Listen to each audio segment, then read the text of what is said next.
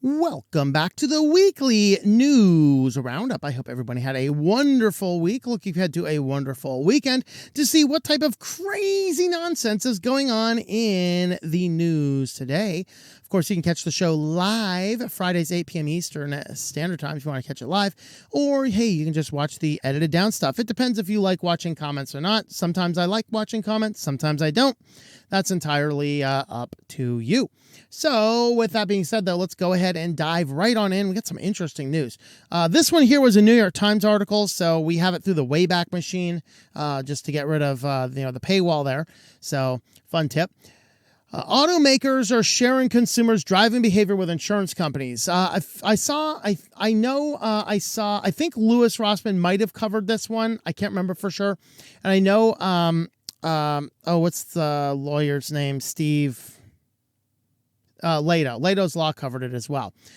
So this is neat because, of course, as I've talked about in the past, insurance companies wanted to give you a box to put in your car and it'd be like, save up to 10%. Well, in the fine print, it was you could be paying more, up to 10% more as well, because it would take everybody's driving habits, put them on a bell curve. Everyone in the 80% middle would pay the same amount, wouldn't get any discounts. The 10% on the positive end would get a slight discount, and the 10% on the bad end would get a price increase. Well, a lot of people are going, I don't really want the insurance company with all these black boxes. Well, the problem is nearly every car now has black boxes, and it is sending all of that data up to the cloud to the car manufacturer. And of course, in many instances, if you're doing things like OnStar and other things that utilize the car's services and sign up for an account, then this data was being sold by the car companies to a data broker, and then the data broker was turning around and selling those by name to insurance companies. So the insurance companies would be buying all this kind of stuff up, cross-referencing the people in there and saying, oh, well, this guy's in here, we're going to raise his rates because GM says that he's driving more or braking more or accelerating more, then we think he's a higher risk because of this. Now, to be completely fair, what they did is the article actually came out based on the recent rate changes. The problem is the recent rate changes aren't necessarily due to this data. The rate changes were everywhere. My insurance went up, I think 35 or 45%. No accidents, no claims, and my van does not have any of that type of stuff that transmits any data up to any dealer. Explicitly stated in the user's manual, there is no collected data other than the offline black box in the car. So there is a black box that records such data, but there's nothing that ever gets collected and transmitted. So a lot of this has to do with the fact that the massive amounts of increase in crime and the fact that the district attorneys are not putting people in jail for said crime, such that Toronto actually just issued a police bulletin this last week telling people, please leave your key fobs in the front near your front door. So when the thieves break in, they steal your key fobs and don't come in and hurt you. True story. You can look it up. But that probably has a lot more to do with why rates are going up than the data. But that being said, this person did call up the insurance company, and the insurance company by law is required to give the reasons for rate increases. And so he signed in for it, and they gave him back, and it was a request from LexisNexis, a data broker, sent him a 258-page consumer disclosure report provided per the Fair Credit Reporting Act. He said more than 130 pages of it detail that when he or his wife drives the Chevy Bolt over the previous 6 months, including 640 specific trips, start times, end times, the distance driven, and accounting of any speed, hard braking, or sharp accelerations. Only thing it did not have is where they had driven the car. Didn't have geolocation, but did know that the times and the places and the accelerations and things like this. This is the type of stuff that should not be in any data broker's report.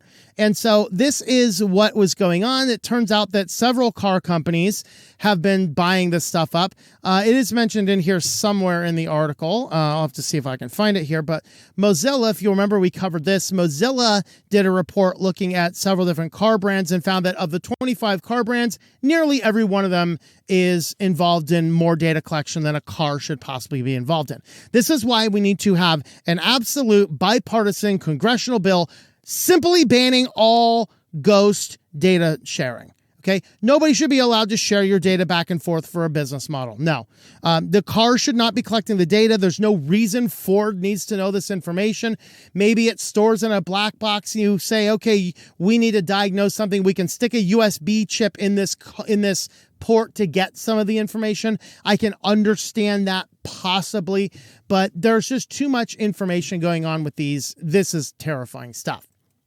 But if that's not bad enough, thanks to the new Delete Act in California, we now have a lot more information about what exactly data brokers are selling. And it turns out that they admit they're selling precise geolocation information on kids and reproductive health care. So there you go. Let's just get the people that would disagree with me on growing humans inside of your body to term. And I can certainly hold hands and say, yes, we need privacy. If I'm teaming up with a pro-abortionist for pushing privacy needs, I'm okay with that. You know what? I'm okay with that because I think nobody should be able to track where you go, no matter if you're going to some underground dog fight or if you're going to a clinic. I don't think it's anybody's business to know where you're going, period, under any circumstance. They shouldn't be able to track you when you go to church. They shouldn't be allowed to track you when you go to the bar.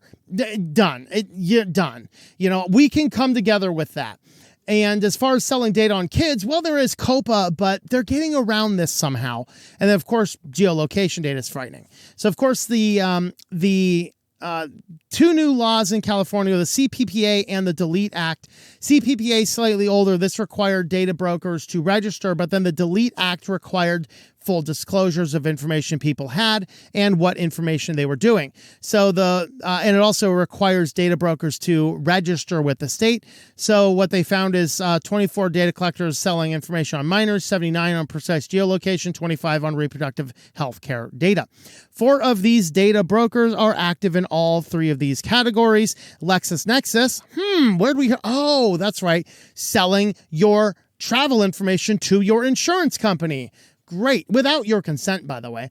Harman Research Group, Experian Marketing Solutions. See, I never chose to do business with any of these guys. They're making money on my private data. I think I should be able to send them a bill for $500 million and they should be forced to pay it. They're utilizing my data without my consent. You know, this is why we need clear-cut laws. We don't need these stupid, soft, nonsense, absolutely lame, oh my God, we need to disclose. No more privacy bills in Congress about disclosure. Ban the practice. Ban the practice. They'll be like, well, we just need to disclose it. No. Ban it. 100% ban it. No disclosure. Ban it. A data privacy law that talks about, well, in our privacy law, you must disclose what you're doing. No. Have a privacy law that bans it. There you go. So that's what we know is going on over there. Well, with that, let's have a look over at security news next. And first up in security news, talking about crazy things going on in insurance companies, there is a brand new insurance scam that is utilizing QR codes. This is actually a brilliant thing. Of course, I'm coming to the point right now, just like a bit.ly link, I don't scan a QR code. I scan a QR code. No, bro. It's like a bit.ly link. I'm not clicking that bit.ly link. That thing could take me anywhere. That's like those, it's like looking through the Palantir thing. Anybody could be looking, you know. It's like using those chimney things in Harry Potter. You could be transported anywhere. I don't know what's going on. All right, anyway, threat actors are using QR codes to carry out sophisticated scams. So first, they're collecting data. I wonder where they're collecting. Maybe Lexus. They're collecting a bunch of data, and which includes information about insurance companies and things like this.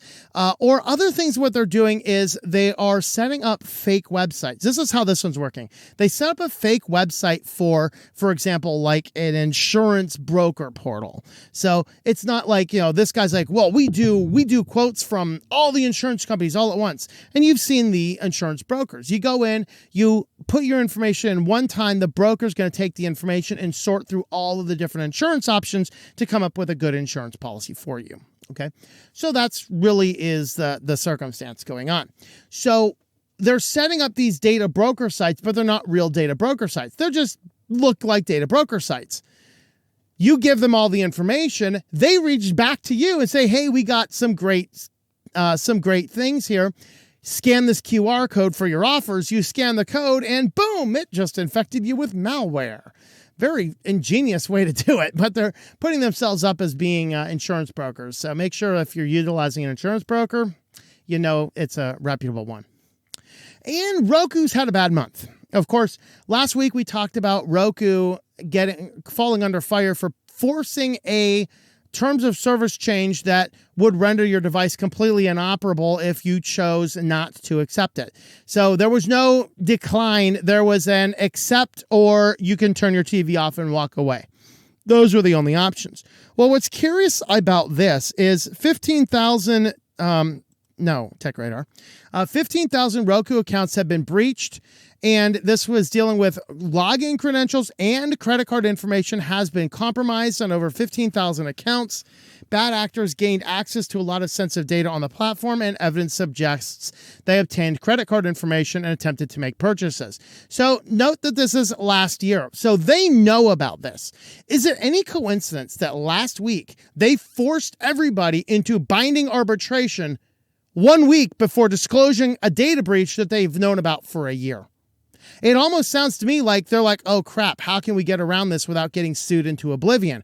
I got a grand idea. Let's force an update that forces everybody to click the button. And once 95 or plus more % of our people have clicked the button, forcing them into binding arbitration, then we are going to announce this giant leak, which, by the way, 1 year to disclose a leak. That might actually run afoul of a couple of laws. So a pair of filings from Roku made on March 8th. You know, that is right before or right after they pushed those forced arbitration clauses, everybody. They made the filing to the Attorney General's office in Maine and California right after forcing everybody into binding arbitration. Isn't that kind of cool? And so, of course, it's all just a bunch of nonsense over here. It's like, oh, my God, we're doing everything we can do, and you should change your passwords, and, yeah, they got your credit card number, and so what? But you can't sue us now because you have agreed to our terms. Yeah, serious problems. Very interesting.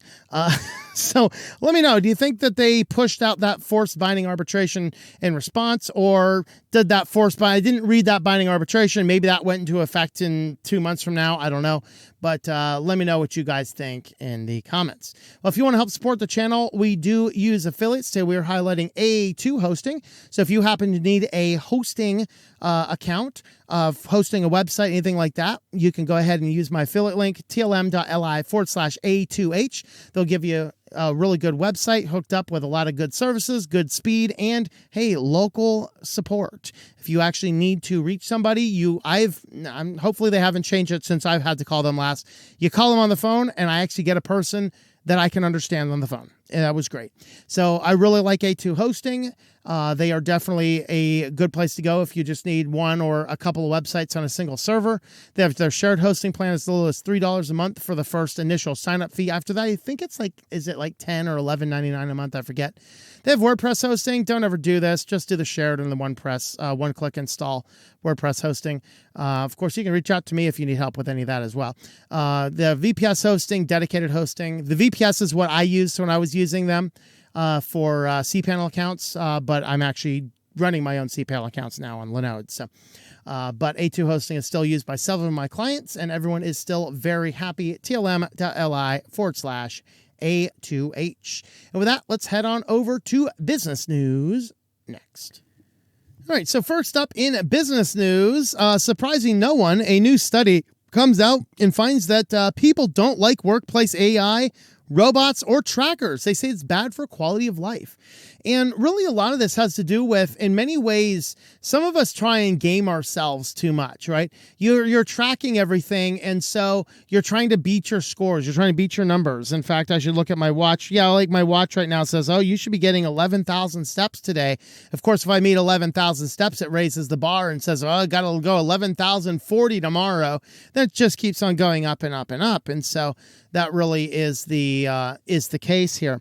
But the problem is that too many times we're seeking out too much data and then utilizing that data to game and change and challenge. But in some places too, people, in some instances, this is kind of neat. I don't know. This is a potentially risky sidetrack here. I promise I'm not getting deeply political, but in the political world, this last week, Ben Shapiro had made a take that caused a lot of controversy. And I think that I agreed with part of what he was saying, abolish the Social Security plan. I agree with that because I'm not going to see any Social Security anyway. But that being said, he went off on this tirade about nobody should retire because once you retire, then you just fall over and die because all your meaning is gone, because apparently Ben Shapiro and everybody that he knows is so focused on their work that they have no life outside of work. And that is seriously problematic because friends and family and other fun projects and things that you do should definitely be a thing that keeps you alive and keeps you motivated and keeps you going. And so the problem we have with that, and the reason I go off on this tangent, is because it's what the part of his argument that I completely agree with is without a purpose, people lose all hope. And in fact, the Bible even has a verse that says, where there is no vision, the people perish, or the people cast off restraint. And so if there's no vision, there's no hope, there's no purpose, there's nothing you're striving towards, it tends to hurt your soul and cause damage. Well, what they found in this study is that when you're utilizing AI and robots, it sucks the meaning out of your life. Because if I have to sit down and work on this project and figure out how to make this thing work, I find meaning at the end of the day. I go home satisfied going, I accomplished a problem today that was a complicated issue. And now I get to come home, and hopefully you come home and you have a family or a life outside of that work where you can go and find fulfillment and enjoyment from. Well, the problem with the robots and the AI, according to the study, is it's sucking that enjoyment out because you're just plugging in a few variables, letting machines spit things out. And you've gone from being a meaningful, productive person to a cog in the wheel feeding meaningless data to a machine. And that sucks the life out of people. And that really was the message behind this. So hopefully that wasn't too political. And maybe equally, I bashed somebody that crazy person accused me of he likes bench press. Really? I have made fun of that moron more than anything on this channel. I don't think he's horrible. I just don't think he's amazing either. All right. I don't watch much of his stuff. I watched the 30-second clip everybody played to get their takes on it. Anyway, exposure to new technologies, including trackers, robots, AI-based software at work is bad for people's quality of life. I believe this is because utilizing these tools sucks the soul and the purpose and the motivation out. If you're just a cog in a wheel, there's no meaning to that. But if you're actually doing things and solving problems, there is meaning to this.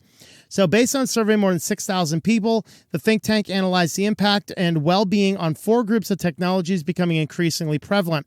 They found that the more workers were exposed to technologies in 3 of the categories: software based on AI and machine learning, surveillance devices such as wearable trackers, and robotics, the worse their health and well-being tended to be. To contrast, the use of more long-established information communications like laptops, tablets, and instant messaging at work tended to have more positive effect and well-being. So having your computer and your phone may not be the bad thing. The problem is the trackers, the AI, all these things are all about metrics. They're not about production. And if you're feeding into the AI, you're seeking the metric. The robot is just automating the task. The tracker is making sure you're doing what you say you're doing, and it sucks every bit of life out of you. In fact, many cases making it worse. In fact, Pam Popper, who does a lot of things in alternative medicine, she did a video not too long ago talking about the prevalence of now companies farm companies are trying to say, well, everybody should have a constant glucose monitoring system. Like, you've seen the glucose monitoring systems diabetics need to wear. Legitimately, a diabetic needs to wear it, particularly a type 1 diabetic needs to wear that because their body doesn't produce the insulin need to keep it safe. Well, now they're literally trying to sell and get everybody utilizing those things.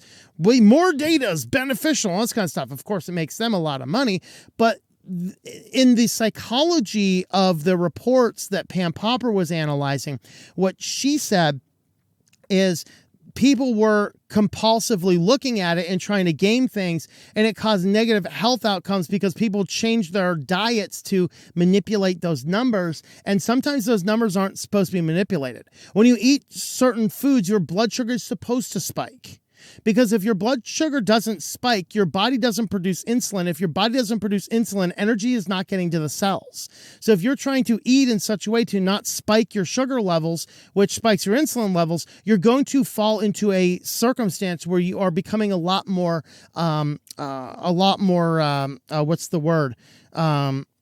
just full of drudgery. You know, you're not getting the energy that you need. You're not getting all of those things. And that all ties into this software. This is about meaning in life. And utilizing a lot of these modern tools is about taking the meaning and the difficulty out of life. And when you have nothing left, you are a soulless, lost, sad individual, which is frightening. All right, next up, of course, Reddit introduces a new ad form that looks very similar to posts made by users. Reddit is already a nightmare to navigate, and now we add in ads that look identical. In fact, here's what they look like. The only thing is this little light gray promoted and next to it, but everything else looks like the basic Reddit post. So effectively, they're cramming ads into places that you can easily miss that it's actually an ad. So, of course, they're trying to increase their profitability. They're selling a lot of their data to every AI company who will write them a check. They're trying to bolster themselves up in preparation to launch an IPO. So, of course, now we're getting more crazy ads pushed in. So, let me know what you think about that. Excuse me. Apparently, I'm going to, my burrito's trying to come out. All right. Last up is Oregon passes a right to repair law. I was hoping Louis Rossman did a video on this today. If he did, I didn't catch it. Like I said, I had to step out of the office at 4 and I just got back. So I don't know if he did or not. I was hoping to see his take on this. From my perspective, not being a computer repair person, this bill appears to solve all of the things that the other bills didn't. And so I'm wondering what his take is. On the surface, with my limited knowledge of the field, this looks like a good bill. In fact, Apple was kind of like, I don't want that bill to pass. Apple was going against us. Google endorsed it, but Google is slightly more about right to repair than is Apple, mostly because Google gets their information not from necessarily the sale of their products. I mean, that's why I just got a new Pixel phone. It's over here somewhere. That's why I was able to just find a new Pixel phone that disappeared for only $150. Yeah, pretty good phone. I mean, not the absolute best, but not bad phones either. I love my Nexus phones. Of course, they're no longer supported, but those were good. It's super repairable. And that was, that was good. So Google doesn't care as much because they rely on their stuff being fixed. And the faster your stuff gets fixed, the faster you feed the Google data machine. So it makes sense that Google is standing for right to repair a little bit more than is Apple, who relies mostly on the sale of their hardware. So here's 3 of the elements that look really good. Number 1, a requirement that consumer electronic manufacturers make parts, tools, repair manuals available to consumers and third-party repair shops on fair and reasonable terms. Second, a prohibition on tech companies blocking third-party components that are otherwise functional replacements for manufacturers. Manufacturers also may not inhibit devices' performance if consumers install third-party parts or send misleading alerts or warnings, mostly targeting the Apple. And then penalties up to $1,000 a day for violators beginning July 1st, 2027. So we got a long time for this to take effect, but hey, at least it's a start. The bill applies to consumer electronics equipment manufactured since July 1st, 2015, or cell phones manufactured after July 1st, 2021. So in theory, this would force any manufacturer of a phone made after July 2021 to actually have those parts available. So I am definitely curious to see what guys like Rossman has to say about this, being a more expert in the field. But from the surface, from what I'm seeing and what I've read about it, this looks like a pretty good bill. Maybe this is a good step. Maybe Oregon might be slowly starting to fix the insanity inside of it, but I don't know. Well, we'll see what happens. And now, guys, we're going to head on over to SillyVille, see what's going on over there. First up, we have, this is just a public service announcement for any of my followers over in Japan, particularly if you are in Fukuyama. Be warned that a cat fell into a toxic waste vat and is now roaming through the city. Please do not touch the chemical cat. As I was talking to my friend about this, he said that Not the Bee here completely missed an excellent opportunity on a joke about the Joker. Of course, I reminded him, yes, but the 1989 Joker, the 1989 Batman movie has kind of fallen to the wayside because there's been 7,000 other iterations of Batman and or Joker since then.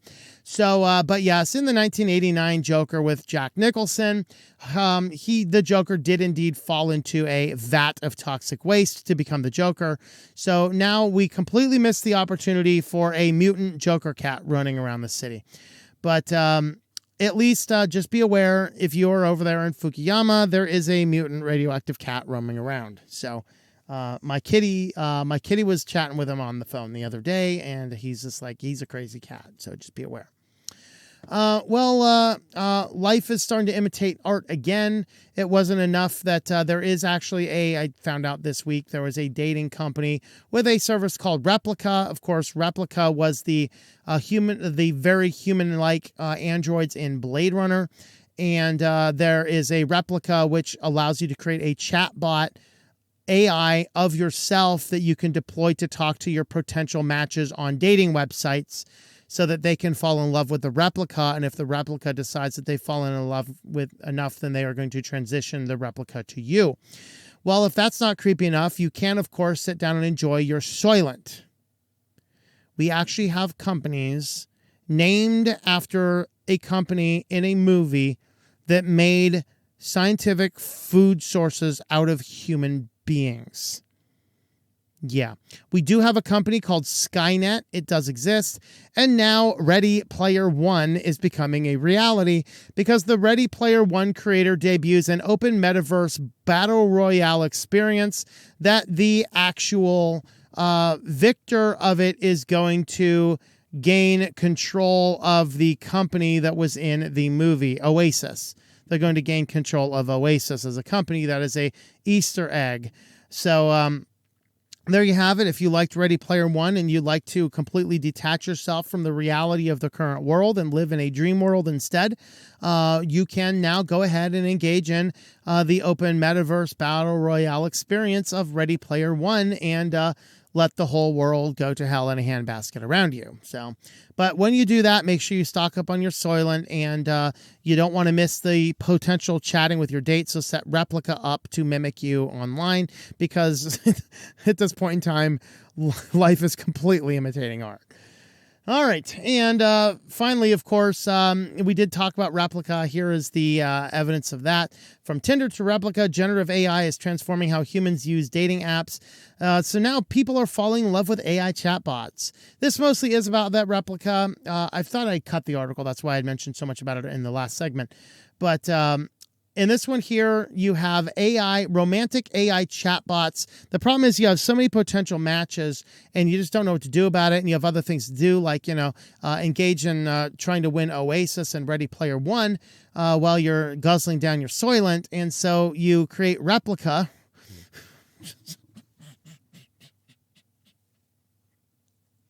Maybe we can make an argument that equilibrium is also true, because I think like 45+% of adults are on pills that make them happy, or in equilibrium's case, neutral. So we have more cases of life imitating art. And so now you can create Replica and unleash it on your potential date maps, and then Replica will do the initial, the initial stuff, communicating with the date is...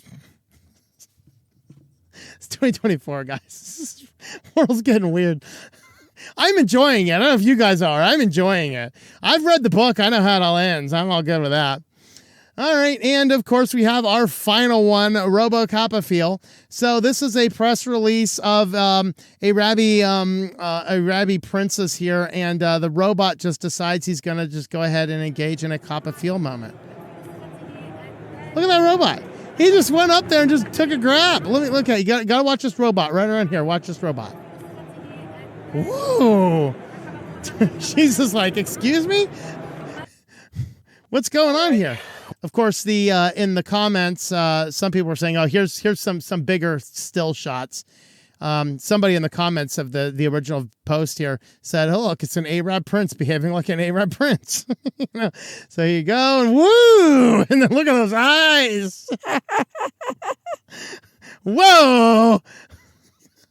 So just to think, for the robot to decide to go and grab a reporter's butt, that had to be programmed in. Some chauvinistic weirdo programmed this robot. Oh, you're seeing and hearing a lady talk, grab her butt. Unless this is like doubles as one of those sex robots or something. I don't know. But yeah, the Saudi Arabia is changing now for good. There you go. Android Mohammed was developed by Saudi Arabia AI and robotics firm QSS. I am Muhammad, the first Saudi robot in the form of a man. Oh boy, now we're getting dangerous. As long as he doesn't come from that Skynet company, we're all good, right? That's all we need. Islamic robot going sentient. Convert or die! Convert or die! All right, guys. I got to get out of here before it goes completely crazy. If you want to help support the channel, we do have some supporter channels. Of course, we are on Locals at switchedtolinux.locals.com. We also have a Subscribestar page, subscribestar.com/switchedtolinux. And we do have Patreon, which is patreon.com/TOMM. Of course, you can jump on over there and read the science fiction short stories, and you can participate in the Thursday shows. And with that, thank you for watching, and we will see you all next time.